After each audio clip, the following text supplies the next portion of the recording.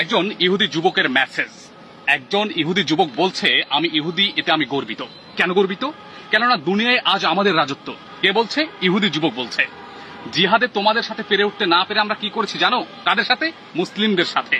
খুব সহজে তোমাদের যুবতীদের থেকে পর্দা উঠিয়ে দিয়েছি, কোরআনের শিক্ষা থেকে তোমাদেরকে সরিয়ে দিয়েছি, তোমাদের কাছে আমাদের পোশাক পাঠিয়ে দিয়েছি, আমাদের সংস্কৃতি পাঠিয়েছি, আমাদের সভ্যতা রপ্তানি করেছি শুধুমাত্র মুসলিমদের কাছে। এগুলো বলছে একজন ইহুদি যুবক। তিনি বলছেন, তোমাদের শপিং মলের দিকে তাকাও, কি দেখতে পাচ্ছ? সব উলঙ্গ পোশাকের মেলা, তাই না? মজার বিষয় না?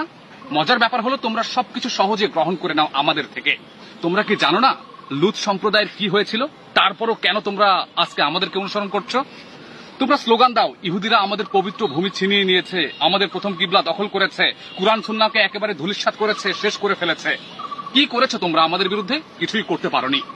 কিছুই না করতে পেরে শুধুমাত্র তাকিয়ে দেখছো, পারবেও না আমাদের সাথে তোমরা। হা হা হা হা। দৃষ্টি মেলে তাকাও, রাস্তায় রাস্তায় তোমাদের যুবতীরা ঘুরে বেড়াচ্ছে আজকাল। কি খুশির কথা, আমাদের সংস্কৃতি তোমরা গোগ্রাসে গিলে ফেলেছো। তোমাদের অবস্থা শোচনীয়। তোমরা মুসলমানরা শেষ হয়ে গেছো।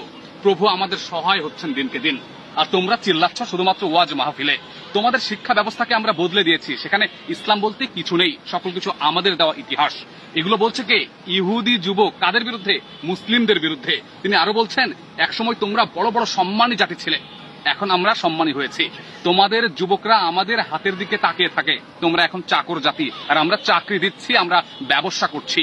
তোমরা এখন সুদের মধ্যে জড়িয়ে গেছো, আর আমরা সুদ প্রদান করছি, কারণ আমরা আমাদের মধ্যে কেউ সুদ গ্রহণ করতে পারে না। এই ব্যাপারগুলো আমরা আমাদের মধ্যে থেকে তোমাদেরকে খুব সহজে ছড়িয়ে দিতে পেরেছি শুধুমাত্র একটি কারণে, সেটা হচ্ছে আমরা ইহুদি জাতি আর তোমরা হচ্ছ মুসলিম জাতি। আর আমি ইহুদি, এতে আমি গর্বিত।